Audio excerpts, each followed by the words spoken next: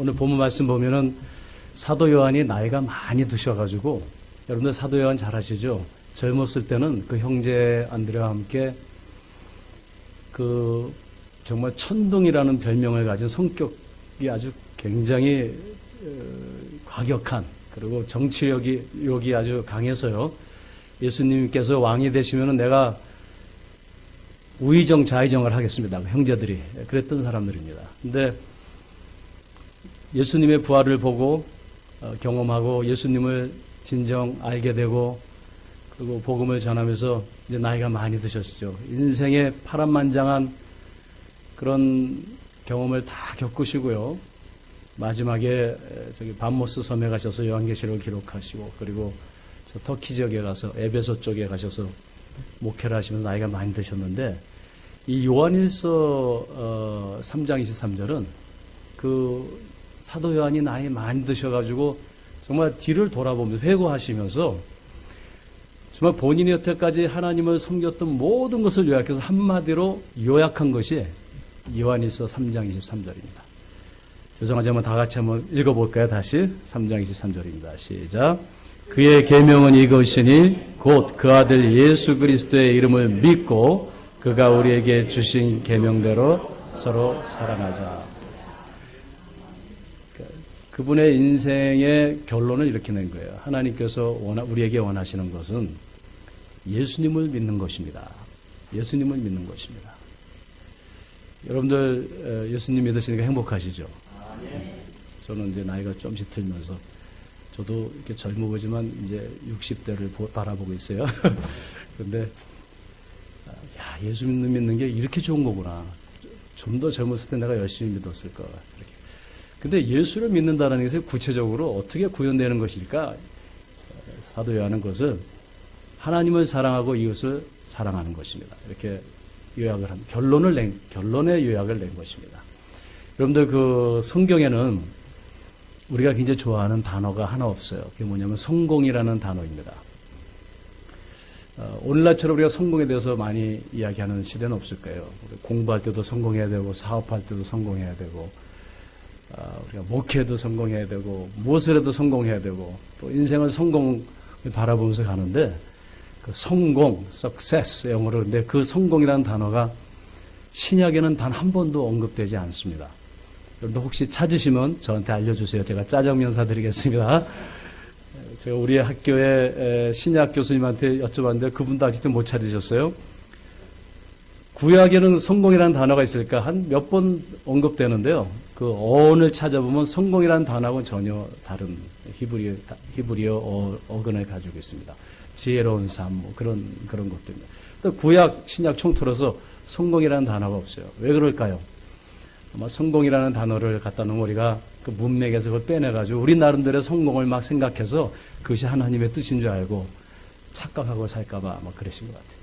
그 대신 하나님이 보실 때는 성공이 무엇이냐? 그것은 그의 계명을 따라 예수 그리스도를 믿고 하나님을 사랑하며 이웃을 사랑하는 삶이라는 것입니다. 여러분들 누가복음 우리가 나중에 그 10장 21절에 보면은 한 율법사가 찾아서 예수님을 시험하면서 물어보죠. 예수님, 어떻게 하면 영생을 얻을 수 있습니까? 그건 어떻게 보면 어떻게 하면 인생에 성공할 수 있습니까? 이렇게 물어본 거예요. 그러니까 예수님께서 너는 율법사인데 성경에 뭐라고 기록되어 있느냐, 구약에. 그때 율법사가 굉장히 똑딱하죠. 그래서 신명기 6장 5절, 레위기 19장 18절을 딱 언급하면서 내 성경에는 마음과 뜻과 성품을 다하여 하나님을 사랑하라고 했습니다. 그리고 내 이웃을 내 몸처럼 사랑하라고 기록되어 있습니다. 예수님께서 웃으시면서 맞다. 내 말이 맞다. 그렇게 네가 행하면은 그러면은 영생을 얻으리라 그랬어요. 그렇게 행하면. 여러분들 오늘 저는 사랑에 대해서 이야기하고 싶습니다. 우리가 신앙생활을 오래 했는데 과연 예수를 믿는 것이 무엇인지 어느 때는 회의를 느낄 때도 있고요. 어느 때는 예수를 믿는다는 것이 무엇인지 고민될 때도 있죠. 저는 오늘 이 요한일서 3장 23절과 함께 사도 요한과 함께 또 예수님께서 말씀하신 것처럼 예수를 믿는 것은 정말 마음과 뜻과 성품을 다해서 하나님을 사랑하고 이웃을 내 몸처럼 사랑하는 거구나. 이렇게 아주 결론을 내렸어요. 인생을 누가 성공했느냐? 돈 많이 번 사람 뭐 성공했다고 볼 수 있어요. 공부를 많이 한 사람도 성공했다고 볼 수 있어요. 근데 제 주위에는 돈을 많이 벌고 공부를 많이 하고 권력을 많이 가진 사람들이 얼마나 불행하게 사는지 말도 없이 제가 많이 알고 있습니다. 그럼 하나님 보실 때 우리가 무엇이 성공인가, 무엇이 예수를 잘 믿는 것일까? 여러분들 하나님을 사랑하고 이웃을 사랑하는 것이 인생의 궁극적인 성공임을 믿으시기를 주님의 이름으로 축원드립니다. 저는 오늘 본문을 해석하기보다는 간증을 조금 하려고 합니다. 여기 매번 올 수도 없는 곳이니까 또 신목사님하고도 자주 뵐 수 없기 때문에 온 김에 학교에서는 뭐 항상 성경 강의하는데 제가 간증을 좀 하려고 합니다. 게리 체프먼이라는 분이 사랑의 구현이라는 책을 썼습니다. 하나님께서 우리를 사랑하신 5가지의 방법입니다. 우리가 사랑한다라는 그런 어떤 개념이 추상적일 수 있는데 하나님께서는 구체적으로 그 사랑을 어떻게 구현하시고 실현하셨는가. 그 5가지의 사랑의 구현을 통해서 우리도 그렇게 하나님을 이웃을 사랑했으면 합니다. 저희 아버님 어머님이 지금 연세가 90이십니다. 미국에서 사시는데요. 한국을 떠나신 지가 한 48년이 되셨습니다. 외국에서 오래 사셨죠. 뉴저지에 사시는데요. 제 아내가 감사하게도 매년 한국에 4월이면 모십니다. 그래서 오셔가지고 저희와 함께 한 달, 2달 이렇게 지내시다가 가시는데, 여러분 90에 비행기 타기 힘드시죠? 그래서 1년 내내 이렇게 앓고 계시다가 4월이면 딱 부활하십니다. 저는 부활을 믿습니다. 그래서 매년 오시는데 내년에는 오실 줄 항상 돌아가실 때는 이제는 다 내년에는 못 오겠다 그러고 또 오시는데 제가 한국으로 들어오기 전에 저는 17년 전에 한국에 들어왔습니다. 제가 외아들이고 저희 집은 딸이 4, 또 우리 외삼촌이 이북에서 오셨는데 딸이 7이에요. 그러니까 우리 가족은 친척은 없는데요. 딱 2집인데 딸 12에 저 아들 하나예요. 얼마나 사랑을 많이 받았는지 우리 한영에서 다 까준 거예요. 근데 제가 외아들이니까 부모님에 대한 부담이 있어요. 근데 한국으로 떠나올 때 우리 아버님 어머님이 연세가 많으신데 미국에는 집이 크잖아요. 집도 크고 뭐 잔디밭도 넓고 뒤에 잔디도 많은데 저걸 누가 다 청소하고 누가 이렇게 제가 있을 땐 가서 돕고 그랬는데 한국을 떠나왔는데 제가 떠나면서 바로 옆집에 미국 젊은 30대 아주 젊은 부부가 이사 왔어요.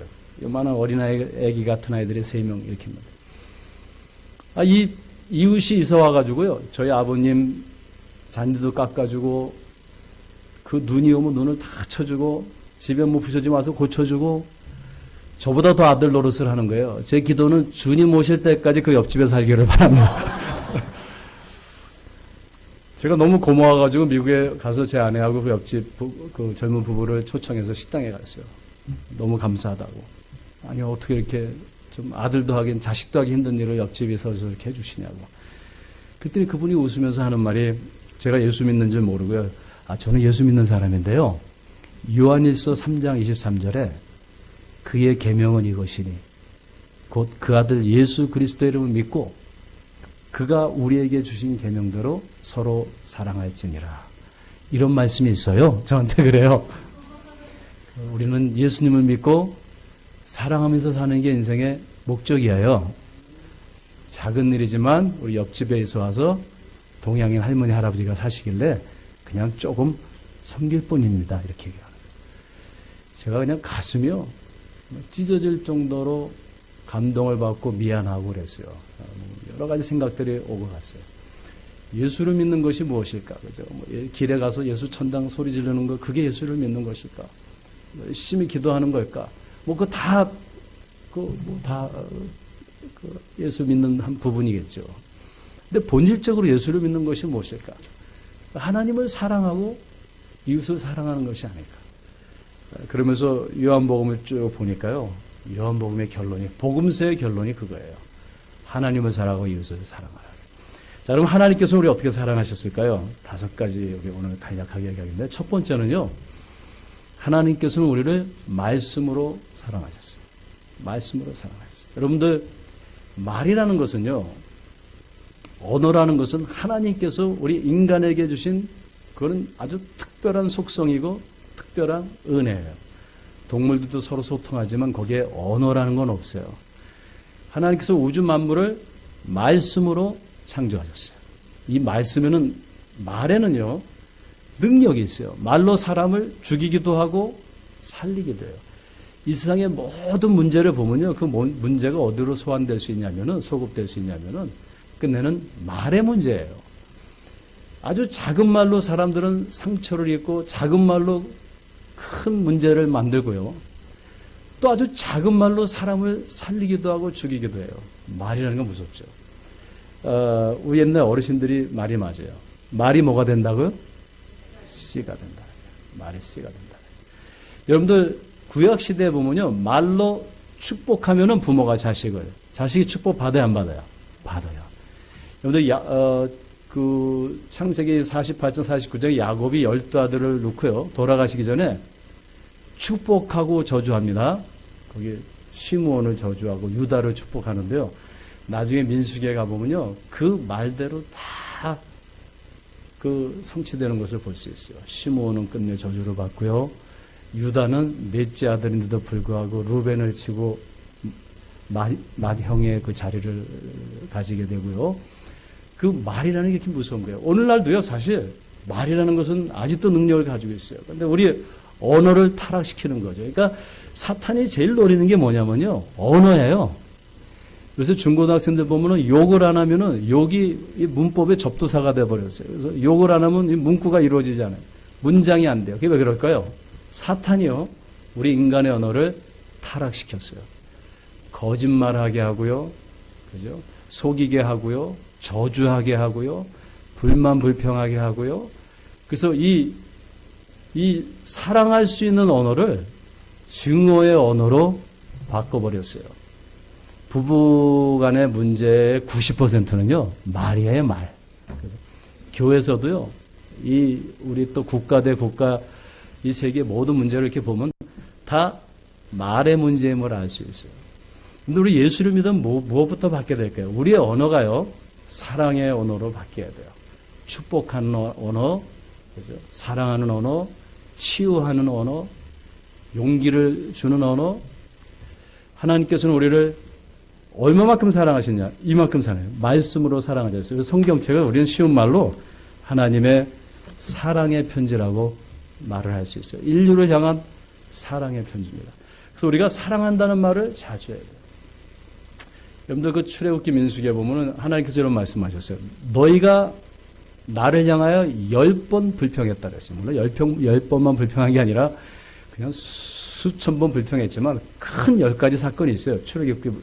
출애굽기부터 민수기에 10가지 사건이 있는데 그 모든 사건의 핵심에는 뭐가 있었냐면요, 언어가 있었어요.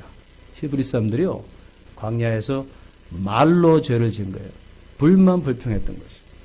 여러분들 이 불만 불평이라는 게 얼마나 우리가 익숙한지, 우리가 이 공기가 너무 익숙해서 이 공기의 존재를 모르듯 우리는 너무나도 불만 불평이 익숙해서 이게 죄인지를 몰라요. 이게 얼마만큼 사람을 죽이고 얼마만큼 하나님의 영광을 가리는지 몰라요.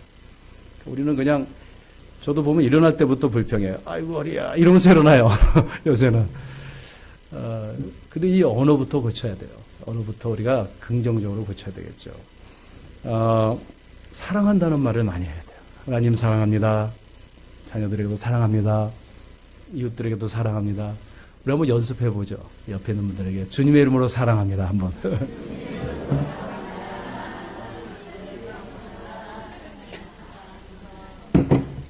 우리 또 목사님 사랑합니다. 한번 해보죠. 우리 목사님은 큰 소리로 여러분들 사랑합니다. 한번. 성우님 사랑합니다. 예.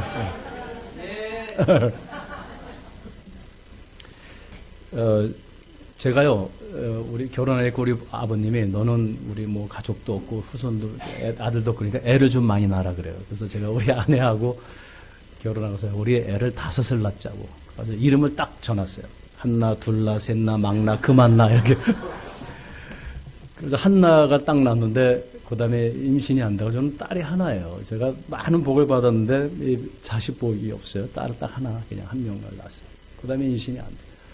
그래서 얘를 얼마나 귀엽게 사랑으로 키웠는지 몰라요. 그냥 딸 하나니까 아끼고 사랑하고, 뭐 여러분들 다 자식 뭐 사랑 최고겠지만.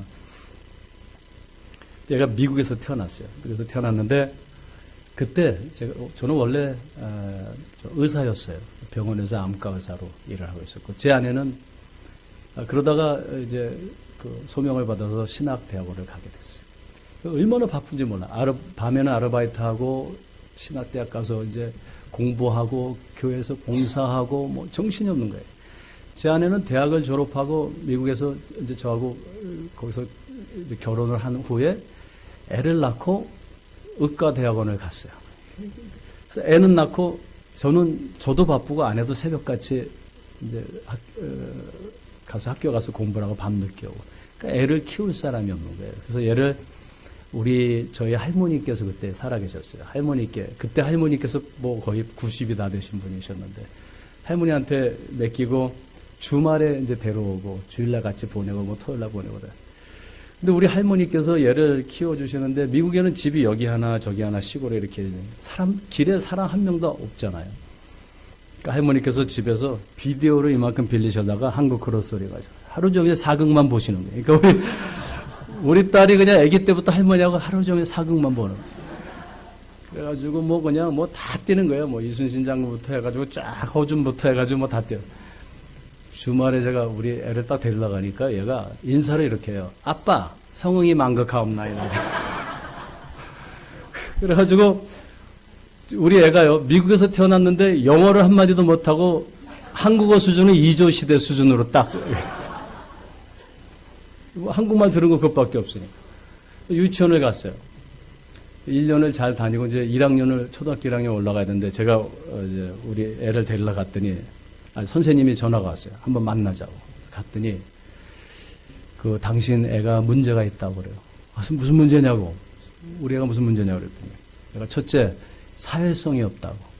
항상 구석에서 혼자 놀고. 얘가 영어가 안 되니까요. 그리고 할머니하고만 자라다가 갑자기 유치원 가니까 다 백인 아이들, 그냥 하얀 아이들, 거기는 완전 백인촌이었거든. 그러니까 백인 아이들끼리만 따로 노는 거예요. 얘는 혼자 동양아이 옆에 있고. 말이 안 통하고. 그 두 번째는 수학을 못 한다는 거예요. 1 더하기 1, 그렇게 뭐, 1 더하기 1, 적어도 1 더하기 1은 2라는 건 알았는데 잘 안 된다는 거예요. 가슴이 철렁했어요. 저는 수학을 제가 고등학교 때 대학교 거까지 이렇게 했어요. 제 아내도 수학을 잘해가지고 SAT 학원에서 수학을 아르바이트로 가르쳤어요. 그러니까 우리 애는 이 DNA가 당연히 수학을 잘할 줄 알았죠. 근데 1 더하기 1, 2도 안 된다는 거예요. 가슴이 철렁해요. 애 하나인데 얘가 어떻게 됐지? 선생님이, 아니 너는 엄마 아빠가 다 영어를 이렇게 잘하고 그러는데 어떻게 애가 미국에서 태어났는데 이렇게 만들어놨냐고. 얘 초등학교 올라가면 문제 생길 거라고 그래요. 이거 잘 체크해야 된다고. 그래서 제 아내하고 고민하다가 저희 딸을 그래봐도 그러니까 유치원 때부터 재수한 아이예요. 그래서 제가 우리 아내한테 얘 1학년 올리면은 더 스트레스 받고 애가 정신적으로 문제 생기겠다. 그러니까 영어를 가르치면서 유치원을 좀 1년 더 다니고 좀 늦게 학교를 보내자고. 그래서 1년을 더 한 거예요. 그리고 이제 초등학교 들어갔어요. 공부 잘할까요, 못할까요? 계속 못하죠. 1학년도 못하고 2학년도 못하고 뭐 수학도 못하고 그냥 애가 공부를 전혀 못하는 거예요. 근데 우리 애가 특징이 하나 있는데 열심히 해요. 열심히 하는데 점수는 절대로 안 나와요. 그래가지고 이제 4학년이 돼서 4학년도 선생님이 점수를 줘요. 미국에서는 4학년 때부터 점수를, A, B, C, D 점수를 주는 거예요. 제가 우리 애를 데리고 얘기했어요. 속으로는 좀 야단을 한번 치고 싶어요. 야, 엄마 아빠는 이렇게 공부도 잘했는데 너는 이렇게 공부도 못하고 누구 딸이냐, 주소하냐, 막 그런 말이 여기까지 나왔어요. 근데 말이 뭐가 된다고요? C가 되는 거예요. 그래서 제가 우리 딸을 데리고, 한나야, 이제 선생님이 점수를 너한테 줄 건데 A, B, C, D 점수를 줄 거야. 근데 A, B, C, D는 뭐냐면은 비타민 A, B, C, D야. 그러니까 비타민은 골고루 먹어야 돼. 그지? 그러니까 너 A만 먹나 하고 놀지도 마. 이상한 아이들이야, 걔네들은. 비타민은 골고루 먹어야 돼. 골고루 먹으면 건강하지. 아빠도 옛날에 D도 먹고 C도 먹고 그래서 건강한 거야?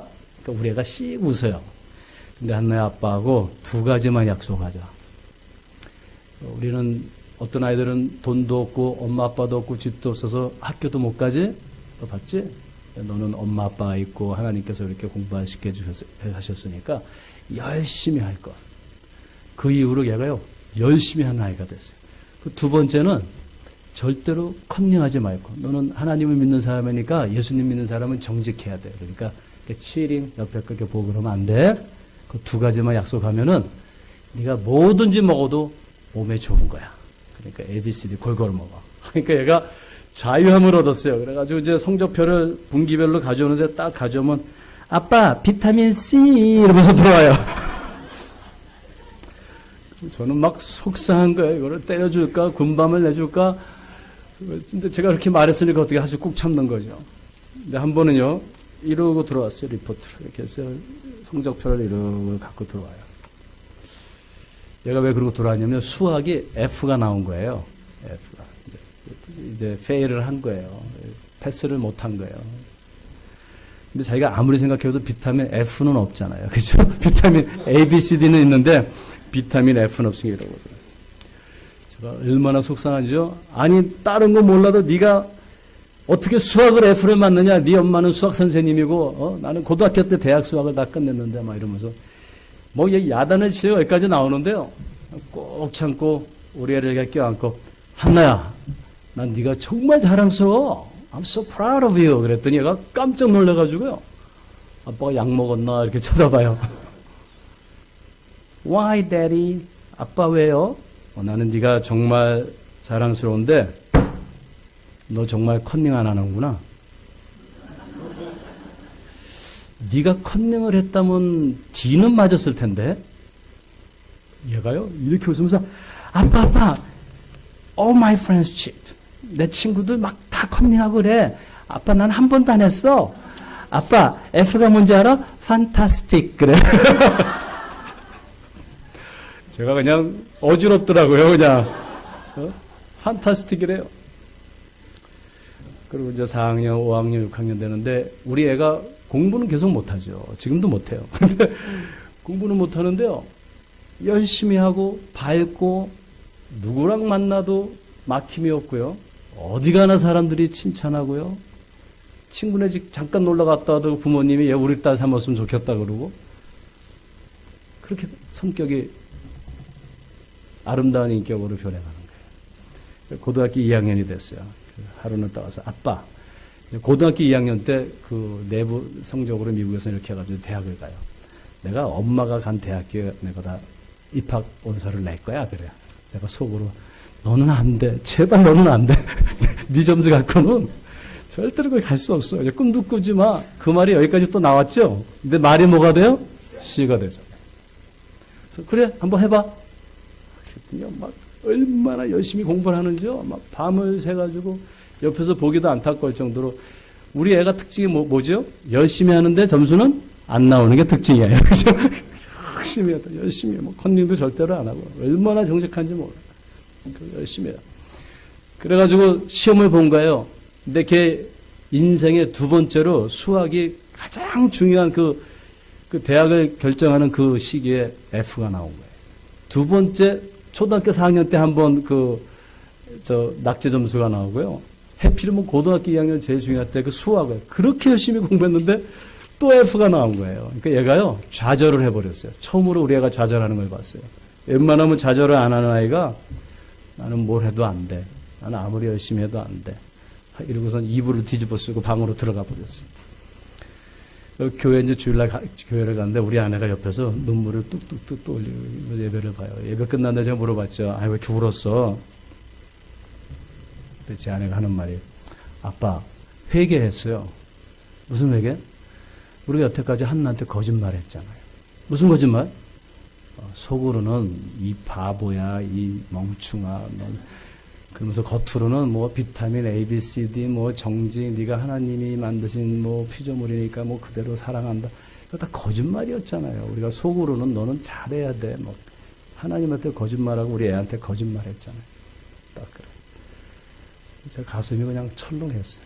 집에 돌아와가지고 우리 애가 막 이불을 뒤집어 쓰고 나가자고 끌고 나가. 싫다는 거예요. 식당에 갔어요. 근데 식사를 하면서 한나야, 아빠가 오늘 너 여기 왜 데려왔는지 알아? 그러니까 왜? 내가 너를 셀레브레이션 하려고. 그래서 셀레브레이션이 뭐야? 네가 C를 맞았으면 영어로 셀레브레이션 축하인데 F를 맞았으니까 셀레브레이션. 그렇죠? 아빠 나 지금 조크하지 마요 막. 아니야, 나는 네가 F 맞은 거를 축하해 주려고 왔어. 정말로 셀레브레이션. 한나야, 아빠가 너한테 그랬지? 정직하게 살고 컨닝하지 말고 열심히 하고. 그 아빠가 다 그동안 거짓말한 거야. 하나님한테 거짓말하고 너한테 거짓말한 거야. 근데 네가 이번에 F 안 맞았으면 아빠는 평생 거짓말하고 살았을 거야. 정말 고마워. 한나야, F 맞아도 괜찮아. 인생에는 우리가 하는, 어떤 사람 공부 잘하고 어떤 사람 운동 잘하고 그러는 거야. 걱정하지 마. 그랬더니 얘가, 아빠 사실은 어떤 애가 답안지를 너무 시험이 중요해서 답안지를 어디서 빼가지고 와가지고 나한테도 갖다 줬는데 내가 그거 찢어버렸어. 보지도 않고. 난 정말 한 번도 컨닝한 적 없어. 그래요. 아이고 우리 딸 정말 훌륭하네. 이거 셀레브레이션이야. 자, 축하한다. 정말 엄마 아빠도 너 때문에 회개하게 됐고 너무너무 감사해. 그러니까 얘가요 자유함을 얻는 거예요. 여러분 부모님이 이렇게 해주면 자유함을 얻어요 아이들이. 그러더니 갑자기 막 기적이 일어나는데요. 그 나머지 1년 동안 별별 일이 다 일어나요. 하나님께서 우리 애 삶에 그냥 그 개입하셔가지고 얘가 별별 경험을 다 하는 거예요. 근데 무슨 경험을 하게 됐냐면은 학교에서 총학생 회장을 뽑는 거예요. 근데 총학생 회장을 뽑으면요, 미국에서는 대단해요. 막 팀을 만들어가지고 부모님들이 다 동원하고 막 그 3학년 때 총학생 회장이 되면은 여러 가지 유리한 점이 많아요.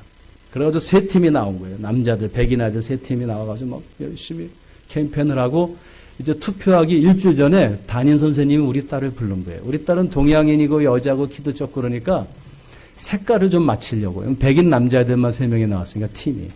선생님이 그냥 색깔 맞추려고 우리 애한테 한나야, 너 일주일 남았는데 총학생 회장에 나가봐 그랬어요. 우리 애는 믿을까요, 안 믿을까요? 우리 애는 무슨 말을 하든 간에 믿어요. 그죠? 집에 와가지고 저한테 아빠 선생님이 이래 저래서 나 총학생 회장 나가래. 제가 여기까지 그거는 그냥 색깔 맞추려고 그러는 거야. 일주일 동안 넌 팀도 없고 나가지 마 그래야 되는데 말이 뭐가 돼요? C가 되죠. 그래서 제가 그래 나가. 이번에 A4 용지에다가 나를 뽑아주세요. 한날리 이렇게 3장을 프린트해가지고 제가 학교 가서 둘이서 갔다 이렇게 3장을 붙였어요. 팀도 없고요. 임원진도 없고요. 이제 마지막 날 투표하는 날 그 수천 명이 거기 운동장에 모이고 교장 선생님들 직원들 다 모이고 이제 한 팀씩 나와서 스피치를 하는 겁니다. 3팀이 나와서 다 했어요. 우리 딸이 맨 마지막으로 혼자 또 이렇게 투피스를 입고 하이힐을 또 신고 이렇게 나갔어요. 나갔더니 이렇게 웃으면서 이렇게 보더니 Can you please all stand up? 그랬어요. 여러분들 죄송하지만 모두 다 일어나세요. 그러니까 뭔지도 모르고 우 다 일어났어요. 교장 선생님도 일어나고 선생님 다 일어났어요. 쓱 웃더니 Can you please sit down? 이제 앉으세요. 그러니까 우 다 앉았어요. 그 다음에 딱 하는 말이 여러분들 지도자의 자리가 얼마나 중요한지 아세요? 저는 아무것도 아닌데 여기 섰다라는 그거 하나 때문에 제가 일어나려니까 다 일어났죠? 앉으라 그러니까 다 앉았죠? 지도자의 자리가 이렇게 중요한 거예요. 이러기 시작하는 거예요. 그래서 투표를 했는데요. 75%를 받았어요. 그리고 이제 대학 입학 서류를 지원서를 쓰는데요. 내가 이렇게 보니까 전혀 갈 수 없는 세계에서 탑 3에 들어가는 학교에다가 지원서를 쓰고 있는 거예요. 제가 가슴이 철렁해가지고 야, 그 입학 지원서 그 돈도 내야 되는데 그게 아깝다더니 수학 점수 좋을까요, 나쁠까요? 나쁘죠. 우리 애는. 근데 얘가 글을 잘 써요. 근데 에세이를 쓰는데 뭐라고 썼냐면 제목을 Celebration. 그리고 제가 여러분들한테 해준 이야기를 다 쓴 거예요. 저는 정말 열심히 해요. 근데 수학이 이상하게 안 돼요. 그렇지만 저는 계속 열심히 하고 있어요. 우리 엄마 아빠가 정직하게 살라고 그랬어요. 컨닝을 한 번도 한 적이 없어요. 저는 ABC들을 맞았어요. 비타민을 먹으라고 그랬어요. 그리고 우리 엄마 아빠가 내가 실패했을 때 나를 야단치지 아니하고 셀레브레이트 해주셨어요. 이 학교에서 나를 뽑아주시면 제가 더 열심히 공부해서 수학 점수는 좀 모자르지만 제가 정말 이 세상을 정직하게 사는 사람들, 그래서 실패하는 사람들을 제가 축복해주고 도와주는 사람이 되고 싶어요. 여러분, 이 이야기를 쭉 쓴 거예요. 붙었을까요? 떨어졌을까요? 붙었어요. 저는 기적이에요. 근데 그 합격증에 뭐라고, 누가 이렇게 펜으로 썼어요. 네 이야기가 너무 좋아. 이렇게. 여러분들, 우리가 이 언어라는 것은요, 축복을 하게, 우리는 하나님께서 우리 언어에 능력을 주셨어요. 이 언어로 축복하고 치유하고 공감하고 이해해주고 사랑해줄 때 엄청난 기적이 일어나요. 여러분들 그냥 공부 안 하고 뭐 그냥 100점 맞게 해주세요. 그런 기적. 돈 잘 벌게 해주세요. 기적. 그냥 갑자기 병 낫게 해주세요. 기적. 그런 기적도 있겠죠. 근데 이미 하나님께서 우리에게 기적을 행할 수 있는 도구를 주셨어요. 그게 뭐냐면 언어예요. 여러분들 이 언어를 가지고 사람을 죽이고, 이 언어를 가지고 사람을 무시하고, 이 언어를 가지고 거짓말하고, 사탄의 특성이 뭔지 아세요? 그는 처음부터 거짓말하는 자라, 이렇게 됐어요. 계시록에 보면. 그 사탄의 그 속성은요, 딱 두 가지예요. 하나님의 속성은요, 생명나무와 선악과로 대표돼요. 에덴 동산에. 생명나무는 생명을 주는 것이고, 선악과는 선과 악을, 진리. 그러니까 하나님은 진리를 말씀하시고 그 진리를 통해서 우리에게 생명을 부여해 주세요. 즉 말씀으로 우리에게 생명을 주시는 분이에요. 사탄은요 정반대예요. 그는 처음부터 거짓말하는 자라, 요한복음에도 그렇고 계시록에도 그렇고요. 그리고 살인하는 자라 그랬어요. 이 세상은요 모두 이 말을 가지고 사람을 죽이는 일을 해요. 정치인들도 가정에서도 교회에서도 사회에서도 사탄이 하는 일은 끊임없이 우리로 하여금 이 말로 사람을 죽이게 하는 거예요. 이 거짓으로 사람을 죽이게 하는 거예요. 여러분들 하나님께 주신 이 언어를 가지고 하나님을 사랑하시고 이것을 사랑하는 여러분 되시기를 주님으로 축원드립니다. 두 번째 하나님 우리 사랑하신 방법은요. 오늘 몇 시까지 하는 거죠?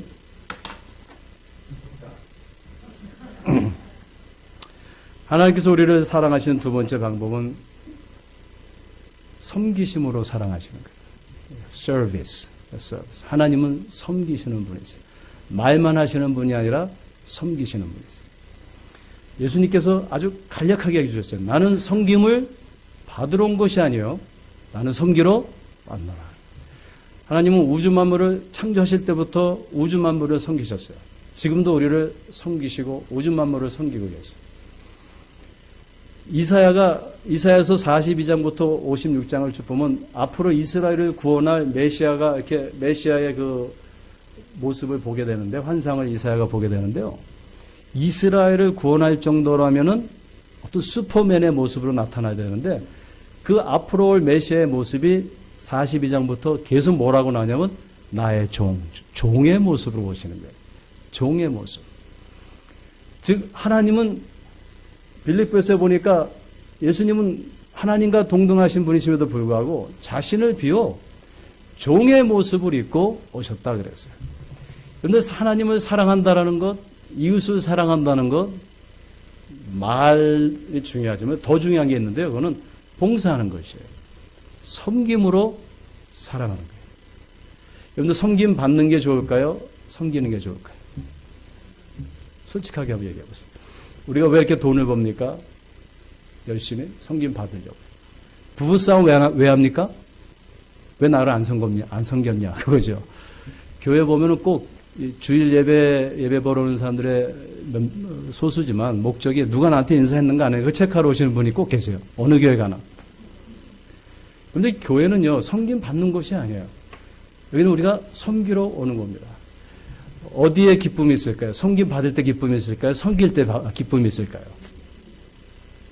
우리 할머니께서 보면 항상 고추장, 된장 만드시고 음식 만들고 매일 교인들 갖다 주시고 항상 섬기셨는데 그때가 행복하셨어요. 나이 많이 드셔가지고 움직이도 못하시고 침상에 누워서 섬김 받으시기 시작하시는데 정말 불행해 보이더라고요. 여러분들 섬김에 복이 있습니다. 섬길 때 행복이 있어요. 여러분 우리는요. 섬김 받기를 포기할 때 자유함을 얻는 것이에요. 한번 따라해보세요. 진리가 너희를 자유케 하리라. 사도 요한이 얘기합니다. 사도 요한이 뭐를 염두에 두고 이 얘기를 했을까요? 그럼 사도 요한은 사랑이 뭔지를 알았어요. 섬김 받는 것을 포기하는 순간 그게 진리죠. 우리 주님도 나를 섬기러 오셨는데 섬기기로 작정한 날부터 자유함을 얻은 것이에요. 섬김 받기를 포기하는 것이에요. 이 세상은 전부 다 왜 나를 안 섬기냐고 이렇게 지금 다들 괴로워하는 거예요. 왜 나를 안 섬기냐고. 참 이상하죠? 왜 나를 안 섬기냐고 다 괴로워하고 슬퍼하고. 제가 한참 이제 결혼해가지고 우리 애 낳고 막 정신이 없는 거예요. 제가 밤 어느 때는 12시 들어가서 새벽까지 아르바이트하고 심대원 클래스에 들어가면 수업에 들어가면 조는 거예요. 우리 교수님이 항상 그랬어요. 너는 왜 맨 앞자리에 와서 이렇게 조냐고. 그리고 미국 교수님이 그런 얘기 하셨어요. 그리고 애 봐야죠. 뭐 집안일 해야죠. 우리 아내는 새벽부터 그냥 학교로 가버리죠. 밤늦게 돌아오죠.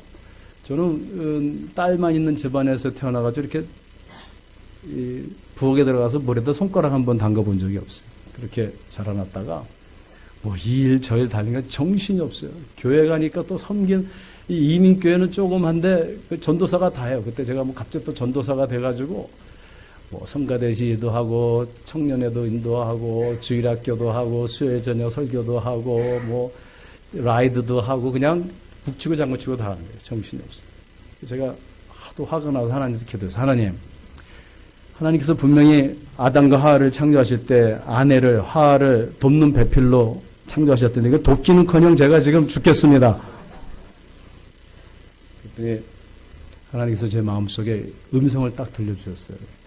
내가 내 아내를 돕는 배필로 주었다. 그래. 그래서 제가 그게 음성이 들려요. 아니 돕기는 뭘 도와요? 새벽이면 사라지는데. 내가 돕는 배필로 줬어. 그럼 무엇을 의미하냐면 네가 다 하고 아내는 옆에서 돕는 거야. 네가 빨래하고 아내는 돕고, 네가 밥하고 아내는 돕고, 네가 청소하고 아내는 돕고. 돕는 게 뭐예요? 주도하는 게 아니에요. 돕는 거는 그죠? 네가 다 하고 여자는 옆에서 돕는 거야. 믿으십니까? 믿음이 약하시네요. 그래서 제가요, 저는 뭐든지 다른 거 못해도 공부를 열심히 해요. 그래서 책방에 갔어요. 그래서 이 요리책을 5권을 샀어요. 5권짜리. 지금도 우리 집에 있어요. 5권. 1, 2, 3, 4, 5, 6, 5. 딱 사가지고 1권부터 연구를 해가지고 음식을 하기 시작했어요. 그래서 한 2년 동안 거의 다 했어요. 그 다음부터 지금 결혼 지금 30년 이렇게 되는데 저희 집은요 음식을 하면 제가 다 해요. 지금도. 우리 아내하고 딸이 제일 싫어하는 말이 뭔지 아세요? 식당 가자예요. 그냥 아빠 거 먹었으면 좋겠어요. 그래서 이렇게 강의 나오면 너무 좋은 게 주부가 고민스러워요. 내일은 또 뭐 해먹일까? 내일 아침 메뉴. 제가 제일 좋아하는 프로그램 뭔지 아세요? 냉장고를 부탁해.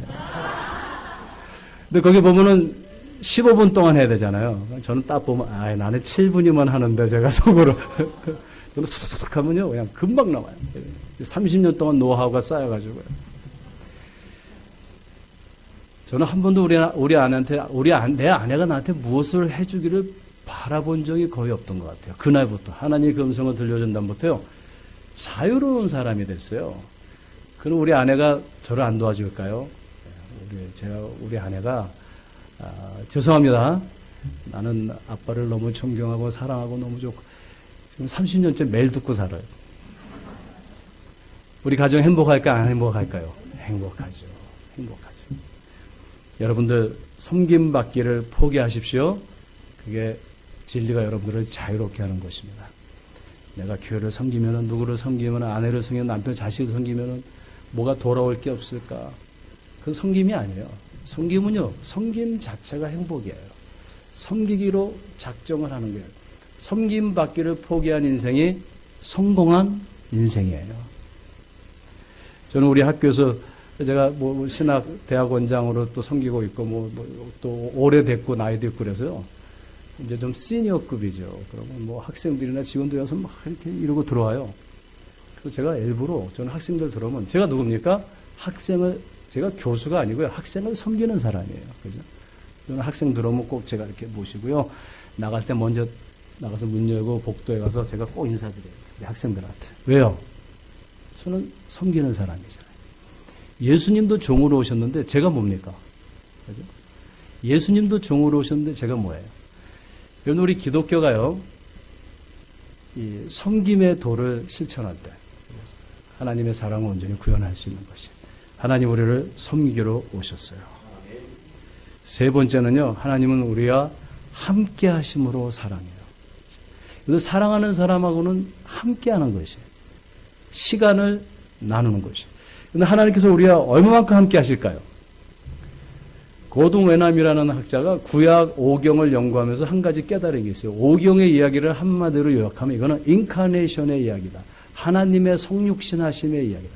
하나님이 우리와 함께 계시기 위한 이야기다. 그래서 신의 산에 임하시고 장막에 임하시고 아론과 백성들 앞에 임하시고 말씀이 육신 가운데 말씀이 육신이 되어 우리 가운데 거하시고, 바울사도는 더 나가서 너의 몸이 성령의 전인 줄 알지 못하느냐. 하나님께서는 우리하고 함께 하시는 임마누엘 하나님이세요. 사랑은 함께 하는 거예요. 시간을 나눠야 돼요. 제가 우리 부모님 사랑합니다 사랑합니다는 뭐 해요? 부모님하고 시간을 나눠야죠. 좀 감사하게도 제 아내가 1년에 꼭 4월이면 우리 부모를 이렇게, 그 쉽지 않잖아요, 며느리가. 제가 하지 말라 그래도 제가 속으로는 해 하면서도 겉으로는 하지마. 막 전화해가지고 어머니 아버님 꼭 오세요. 모셔가지고 정말 지극정성 한 달, 두 달을 이렇게 섬겨요. 여행도 시켜드리고 같이. 그럼 우리가 불행할까 행복할까요? 행복해요. 우리 양가족 부모님 우리는 다 모셔요. 그때 같이 모시고 같이 여행을 해요. 여러분들 함께 하는 거예요. 시간을 나누는 거예요. 여러분들 하나님을 여러분들이 사랑하시면요, 말씀으로 시간을 나누고, 기도로 하나님과 시간을 나누고, 예배로 하나님과 시간을 나누고요. 우리 성도들이 서로 사랑하면요, 그냥 한번 예배 보고 헤어지면 안 돼요. 뭔가 소그룹끼리 또 모여서 시간을 나누고. 이 세상은 편한 외로움 속에 살아가고 있어요. 우리에게는 불편한 행복이 필요해요. 함께 한다는 것은요, 굉장히 불편한 것이에요.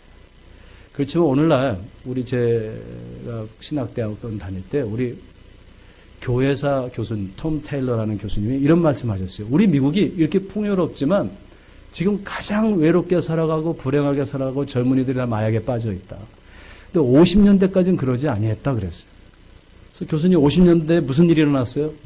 50년대에 에어컨이라는 걸 만들어가지고 전에는 집 문을 다 열고 옆집 이웃집 왔다 갔다 함께 했는데 에어컨을 만드니까 사람들이 다 에어컨 틀고 집 문을 다 닫아가지고 편안한 외로움이 시작했다 그래요. 편안한 외로움이. 여러분들 좀 불편한 행복을 사시길 바랍니다. 그 뭐예요? 함께하는 것이에요. 함께하는 것이에요. 함께하는 데 있어서 가장 필요한 게 뭔지 아세요? 인내예요. 고린도전서 13장에 보면은 사랑의 속성에 대해서 쭉 몇 가지가 나오는데, 사실 첫 번째 사랑은 뭐뭐라고 한 것, 그 다음에 이야기한 것은 그 안에 다 함축된 것이죠. 사랑의 핵심이 뭐냐면 사랑은 오래 참고예요. 예수님께서 십자가에서 오래 참으사 우리를 사랑하실 수 있고 구원하실 수 있어요. 함께 한다는 것은요, 가족이, 부부가, 부모와 자식과 인간관계가 우리 신앙생활하는 데 있어서 함께 한다는 것은요, 무엇을 의미하냐면 오래 참고 인내하는 것이에요. 인내보다 더 큰 사랑은 없고요, 인내보다 더 큰 덕은 없어요. 잘 인내해야 돼요. 제가 박사학위 공부하러 갔을 적에 저는 꼬박 캠퍼스에서 6년 동안 공부를 했어요. 정말. 아침부터 저녁까지 공부만 하는 거예요. 그런데 그 박사학위 하러 갈 때 우리 스승이, 제가 석사 과정 인도하신 그 교수님이 지도 교수님이 저한테 그런 얘기 하셨어요. 너는 똑똑하면 석사까지 할 것이고, 인내하면 박사까지 할 것이야. 그게 잊혀지지가 않아요. 너는 똑똑하면은 석사까지 할 것이고, 인내하면은 박사까지 할 거예요. 제가 그 박사 과정에서 공부를 하는데, 6개월, 7개월 연구를 해서 7페이지, 8페이지 써가지고 교수님 갖다 주면요, 교수님이 이렇게 보고, 이게 뭐야? 그리고 옆에다 툭 던지세요. 서양 사람들은 아주 그냥 차가워요. 그러면 얼마나 속상한지요. 저는 그냥 6, 7개월을 막 밤을 새서 공부해가지고 간 건데 교수님 볼 때 아무것도 아니라는 게 필요도 없는 거라는 거예요. 그럼 당장 그만두고 싶어요. 그래서 그 박사과정 시작할 때요. 똑똑한 친구들 몇 명 그만뒀어요. 정말. 정말 똑똑한 친구들이. 저는 그때마다 무엇을 생각했냐면 똑똑하면 뭐요? 석사까지 하고 인내하면요. 박사까지. 그리고 또 한 거예요. 제가 제 기억에 한 6번, 7번 빠꾸 맞았어요. 5년, 6년째쯤 되니까요. 6년이 돼도 빠꾸 맞으면서 하고 있으니까 교수님이 이제 불안해진 거예요. 제가 불안한 게 아니고 교수님이 불안한 거예요. 이 외국 학생 하나 받아가지고 돌려보낼 수도 없고 그냥 캠퍼스에서 5, 6년을 데리고 있었는데 그냥 돌려보낼 수도 없고 그래서 할 수 없이 저한테 박사학위 준 거예요. 그런데 박사학위 따본 사람은 다 알아요. 그냥 죽치고 있으면 주는 거지 뭐 특별히 잘해 사는 사람 한 명도 없어요. 그런데 우리 하나님을 믿는 것도 그래요. 신앙생활이요. 얼마나 회의가 많고 여러분들 교회도 많은 상처가 있었을 거예요. 상처 없는 교회 없어요. 가정에도 그렇고요. 인내하셔야 돼요. 언제까지 인내할까요? 주님 오시는 날까지. 여러분들 부모님, 형제들, 이웃도 미운 사람들 뭐 다 있잖아요. 인내해야 됩니다. 여러분들 인내하지 않으면 사랑할 수 없어요. 함께 할 수 없어요. 네 번째는요. 컨택트, 교감이에요. 여러분들 한 부부가 결혼해서 물론 성적인 교감도 있죠. 스킨십도 있죠. 굉장히 중요해요. 여러분들 사랑은요. 스킨십이 너무 중요하대요. 그래가지고 우리 어린아이들을 말로 키우는 사람이 있고 스킨으로 키우는 사람이 있다고 그래요. 말로 너 요래라 저래라 요래라 저래라 그러면요. 걔가 뭘 배우는지 아세요? 커가지고 똑같이 엄마한테 엄마도 이렇고 저렇고 똑같이 따져요. 근데 그냥 이렇게 안아주는 사람이 있대요. 안아주고 이렇게 안아주고 아이고 예뻐 우리 애 사랑해. 그럼 애가 그렇게 아주 올바르게 자른다는 통계학도 있어요. 제가 아는 어떤 목사님은 어떤 지역에서 그냥 얼마나 그 목회에 시달리시고 뭐 실패했어요. 그래가지고 거의 뭐 사모님과 이혼할 정도로 이혼에 가까운 파탄에 가정 파탄까지 갔다가 두 분이 다시 기도함으로써 극복하고 두 분이 다른 지역 가서 목회를 시작하셨는데요. 그 교회가 미국에서 몇 번째로 그 지금 부흥하는 교회로 이렇게 부흥이 됐어요. 제가 그 목사님한테 물어봤어요. 그 부흥의 비결은 무엇이냐고 그 전에 교회에서 했던 거고 여기는 설교도 똑같고 다 똑같은 한 가지가 달라졌대요. 뭐냐니까 이 주일날 콜세트 안에다 콜세트를 딱 이렇게 허리에다 차신대요. 설교 딱 끝나고 바깥에 나가면은 교인들이 나갈 거 아니에요. 그럼 손을 딱 잡고요. 정말 이 마음을 다해서 꼭 일주일 동안 승리하세요. 그리고 남자들 한번 이렇게 안아주고. 그것 때문에 교회가 부흥했대요. 지금 몇천 명 되는데 그 몇천 명을 다 해주신대요. 지금도. 여러분들 이 교감이라는 게 있어요. 교감은 무엇을 의미할까요? 마음과 마음을 나누는 거예요. 내 속에 내 시각에서만 사람을 생각하는 게 아니고요. 반대편의 상황에서 생각해 보는 거예요. 예수님께서 그러시죠. 나는 포도나무요. 너희는 가지니. 내가 너 안에 내가 너희 안에. 하나님께서는 야 너희도 왜 이렇게 못 살아? 야단만 치신 게 아니고요. 말씀이 육신이 되어 인간이 되어주시고 가장 낮은 곳에 오셔서 우리가 되어주신 거예요. 이게 교감이에요. 아내한테 너는 왜 이래? 남편한테 당신은 왜 이래? 자식들한테 너희는 왜 이러냐? 요새 아이들 버릇없다 그 말은요. 석기 시대 때 동굴에도 써 있대요. 그죠? 요새 아이들 버릇없다. 이해해 주셔야 돼요. 교감을 해주는 거죠. 그죠? 하나님 우리와 교감하시는 분이세요. 저도 이제 나이가 조금 이렇게 듣고 철이 드니까요. 다 이해하시겠어요. 다는 다라고는 거짓말이죠. 요새는 이해가 돼요. 이해가 돼요. 뭐 이해되는 말은 좀 우습지만 다 이해가 돼요. 어떻게 보면 우리 이 해 아래에서 우리가 살아가면서 이해 못할 사람이 없어요, 사실. 제가 의사 생활할 때요. 환자가 이렇게 오면 제 아내는 지금 가정의학과 의사예요. 제가 우리 아내하고 항상 얘기하죠. 환자가 오면은 환자의 자리에서 한번 생각해 보라. 감사하게도 제 아내는 정말 기도도 많이 하고요. 환자들이 오면은 환자들이 이렇게 아프다 그러면 같이 울어요. 지금도 울어요. 수십 년 일을 했는데도 지금도 울어요. 그 환자들 전도하고 집에 와서도 기도해주고 그 교감을 해요. 근데 전에는 저도 이렇게 환자가 뭐 배 아파요 그러면 뭐 빵꾸 난 거고 뭐 그냥 잔택 하나 먹으면 되고 뭐 이렇게. 근데 저희 누님이 암에 걸려서 27년을 누워 계셨어요. 그다음부터는 환자를 보면요 같이 아파요. 사람은 우리가요 고난을 받을 때 고난받는 사람을 이해할 수 있어요. 몇 주 전에 저희 학장님이 미국에서 오셨어요. 그래서 좀 서울에 있는 우리 교회 와서 설교를 하신 제가 통역을 했는데 학장님이 그러시더라고요. 여러분들 제가 학교 총장이고 이렇게 뭐 잘 사는 미국 사람이고 문제가 없어 보이죠? 근데 저희 증손 그 증조 할아버지께서 그 제스 제임스라고 미국에서 역사상 가장 유명한 그 깡패가 있어요. 깡패였어요. 우리 아버지는 알코올 중독자였어요. 나는 어렸을 때 시청에서 운영하는 쉘터에서 살았어요. 그리고 총장이 되는 바로 취임식 전날 우리 아내가 폐암에 걸렸어요. 진단을 받았어요. 그러면서 하시는 말씀이 저는요 고난을 통해서 예수님을 알게 됐습니다. 그러더라고요. 그래서 제가 여러분들은 한국 사람이고 저는 미국 사람이죠. 처음 만났죠. 그런데 저는 여러분들 너무 잘합니다. 왜 그런지 아세요? 우리는 모두 고난이라는 공통점을 공유하기 때문에 그렇습니다. 그렇게 얘기하시더라고요. 얼마나 마음에 와닿는지 뭘 말해요. 저도 우리 누님이 아프니까요. 그다음부터 환자를 보면 제 마음도 아파요. 얼마나 힘들까. 경제적으로, 가정적으로 그 부모님 얼마나 힘들까. 아내가 얼마나 힘들까. 한 번은 그 암센터에서 이렇게 복도를 지나가는 이제 퇴근을 하려고 이렇게 나오는데 어떤 아이가 끙끙대는 소리가 들려요. 그래서 옛날 같으면 제 환자도 아니니까 그냥 지나가죠. 다시 들어갔어요. 왜 들어갔을까요? 우리 누님이 아프니까. 공감하니까요. 그죠? 이게 공감, 교감하는 거예요. 사랑은 교감하는 거예요. 들어갔더니요. 한 13살 먹은 아이인데 암이 다 퍼져가지고 자두 많은 게 여기저기 다 튕겨나왔어요. 그 하나는 암덩어리가 눈 뒤에서 이렇게 자라면서 밀어가지고 눈알이 바깥으로 이렇게 나와 있어요. 죽기 직전이에요. 너무 아파요. 그 약을 먹고 있는데도 계속 통증이 안 풀리는 거예요.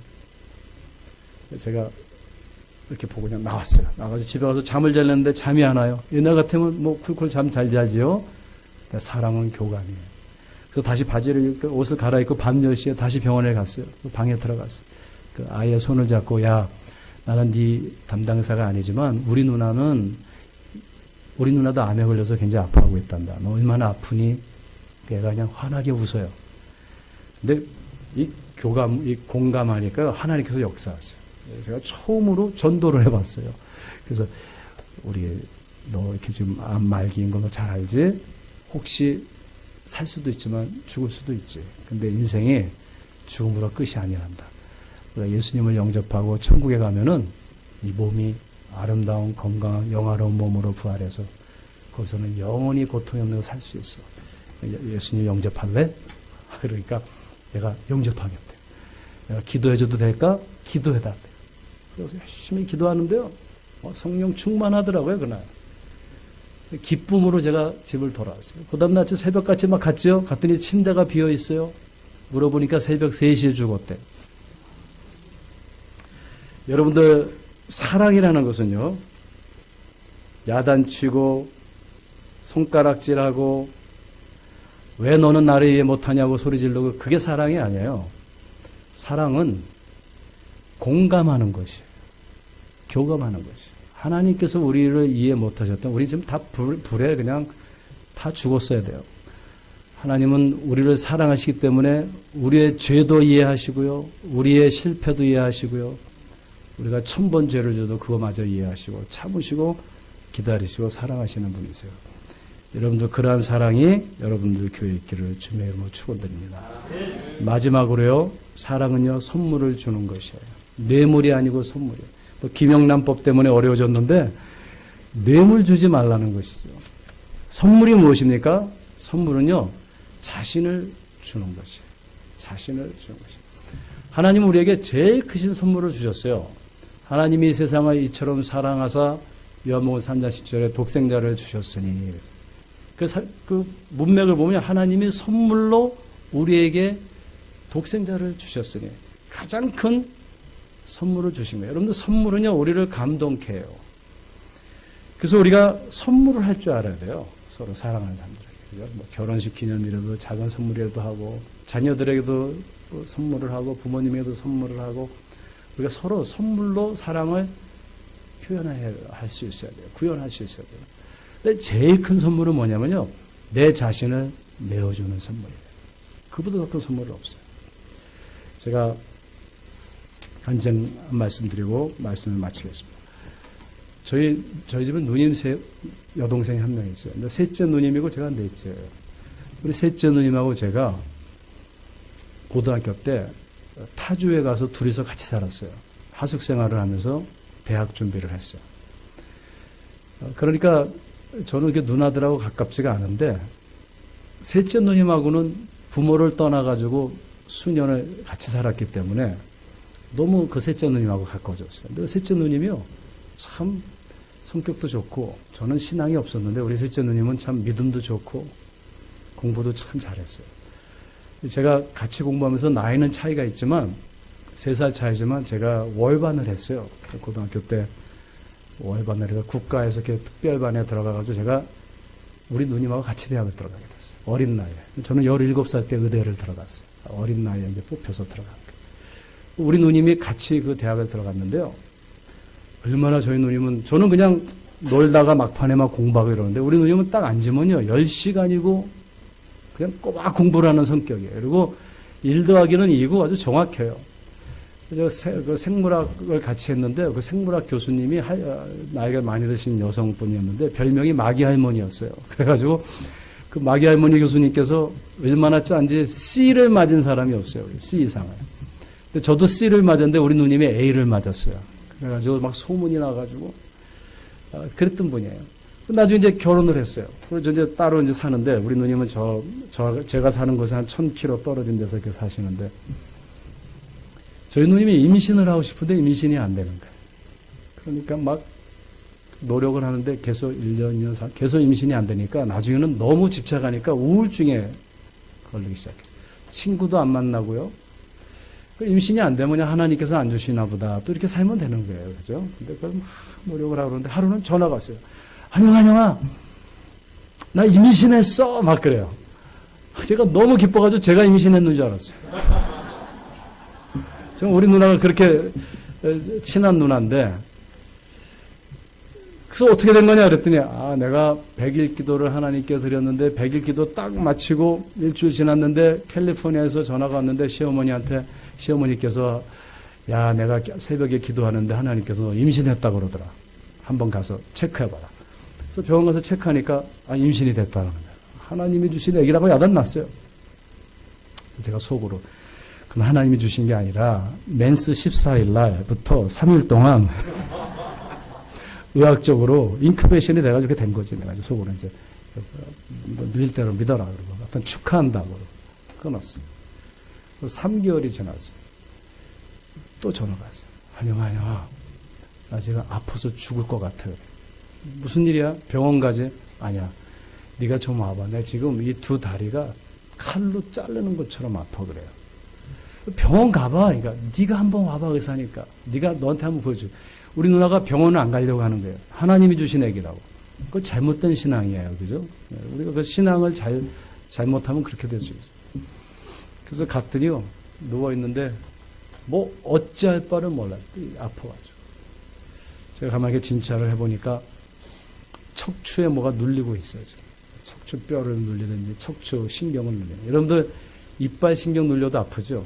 척추 신경을 눌리면요, 그 말로 표현할 수가 없어요. 그래서 제가 우리 누나한테, 그냥 제 생각에 척추에 암덩어리가 있는 것 같아요. 참은 말을 못해가지고, 누나, 내일 꼭 병원에 가서 꼭 체크하고 나한테 연락 줘. 그래서 저는 비행기 타고 돌아왔어요. 며칠 지난 뒤에 전화가 왔어요. 한영아, 지금 계속 아픈데 병원에 갔더니 의사가, 이게 특별한 애기라 자궁이 척추를 눌려서 그렇대. 의사가 오진을 한 거예요. 그게 뭐냐면 척추에, 앞에서 애가 자라면서 척추에 암덩어리가 같이 자라기 시작해요. 그래서 이 암덩어리가요, 이 생뼈를 부시면서 척추를 눌리기 시작하는 거예요. 척추 안으로 다 척추를 파먹으면서 들어가는 거예요. 그거 아픈 거는요, 말로 표현할 수 없는데 모성애라는 게 얼마만큼 강한 것인지 우리 누님은 병원도 안 가고요. 하나님이 주신 아기고 이 아기를 낳으면 끝난다고 그냥 참은 거예요. 그냥 혼자 울다가 쓰러지다 까무러치다 이러면서 8개월이 된 거예요. 상상을 해보세요. 배가 불러오는데요. 그리고 8개월 때 그냥 까무러쳐 버렸어요. 병원에 실려가서 사진을 찍으니까요. 척추에다 두 다리만 낳고 가운데 뼈가 다 부셔졌어요. 그리고 암덩어리가 사과만한 것들이 막 자라서 다 퍼져버렸어요. 의사가 놀라는 거예요. 세상에 이런 일이 이렇게 될 때까지 병원을 안 오는 사람이 어딨냐. 그래서 혼 상태로 들어가 버렸어요. 급히 애를 뺐는데요. 핏덩어리 나오는데 걔가 또 살았어요. 그래서 인큐베이터에 집어넣고. 우리 누님은 혼 상태에 들어간 거예요. 의사들하고 회의를 하는데 우리 누님이 얼마나 아파하는지 메타돈이라는 약이 있어요. 100mg을 줘도 10mg만 주면 안 아픈데 100mg을 줘도 아파해요. 혼수 상태에서도 아파요. 의사들이 기가 막히니까 회의를 하자 그러더라고요. 제가 갔어요. 지금 너희 누나가 오래 살아봤자 2주일은 살 수 없을 것 같은데 호스피스로 들어가자. 왜냐하면 통증을 저렇게 가지고는 도리어 너무 아파하니까 이 약으로만 안 되니까 통증을 치료하고 그냥 호스피스로 들어가자. 그래서 두 가지를 제시했는데 하나는 레이저로 이 목 척추를 잘라서 밑으로 아무것도 못 느끼게 하는 거고 두 번째는 가스로 전체 마취를 시키는 거예요. 그래서 저희가 전체 마취시키기로 했어요. 전체 마취시키기로 하고 그리고 장례식을 다 준비했어요. 왜냐면 2주 마취한 다음에 한 2주 지나면 한 4일 지나면 숨이 끊어지니까 그래서 이제 장례식을 다 준비하고 장례식 다 준비하고 마취하러 가는 날 그 전날 제가 기도했어요. 하나님, 우리 누나 참 불쌍한데 우리 누나 살려주시면 제가 목사 될게요. 그때 기도 잘못해가지고 이렇게 된 거예요. 기도 함부로 하면 안 돼요.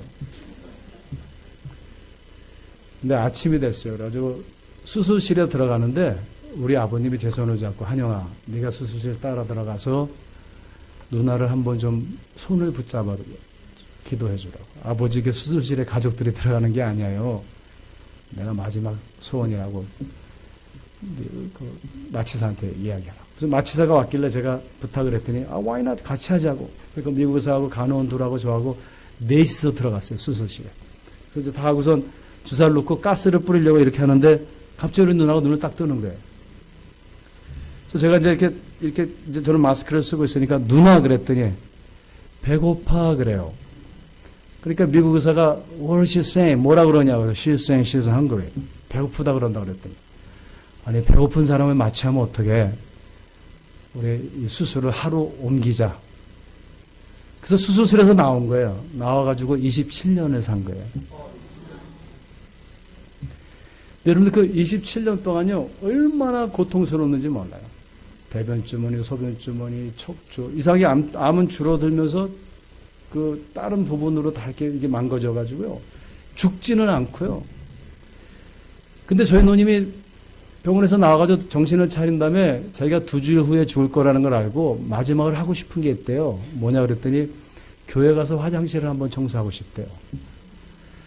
그래서 그 아픈 몸을 뭐 대변주변 소변 다 채우고 우리 매형이 없고 화장실에 가서 손으로 그냥 반짝반짝 빛나도록 화장실을 청소했어요. 일주일이 지났는데도 안 죽은 거예요. 2주일이 죽어도 안 죽어요. 27년을 청소했어요. 우리 누나 그 담임 그 의사가 먼저 죽었어요. 그 대학교 교수 할아버지 교수님인데 2주일 있다 너 죽을 거는데 자기가 먼저 죽었어요. 근데 그 아픈 몸을 가지고요. 나는 2주일 살 거니까 이러고선 감옥소에 가서 음식해가지고 가서 그 전도하고 루게리병 걸린 사람 가서 섬기고 영어 못하는 사람들 자기가 휠체어 끌고 가가지고 통역해주고 도와주고 이민 온 사람들 가서 도와주고 얼마나 사랑하면서 살았는지 몰라요. 얼마나 섬기면서 사는지 몰라요. 저희 매형이 누님이 27년 동안 1년이면 6개월은 병원에 왔다 갔다 해야 되는데 그 한 번도 마치 자기 아내가 오늘 처음 아픈 것처럼 사랑해주고 섬겨주고 대소변을 받아주고. 제가 우리 매형한테 매형 얼마나 힘드세요. 여행 좀 가서 제가 좀 돌볼게요. 그럼 우리 매형이 야 나같이 나쁜 사람한테 하나님께서 이렇게 좋은 아내를 주셔서 섬길 수 있는 사람을 바로 옆에다 놔두셨으니 얼마나 감사하니.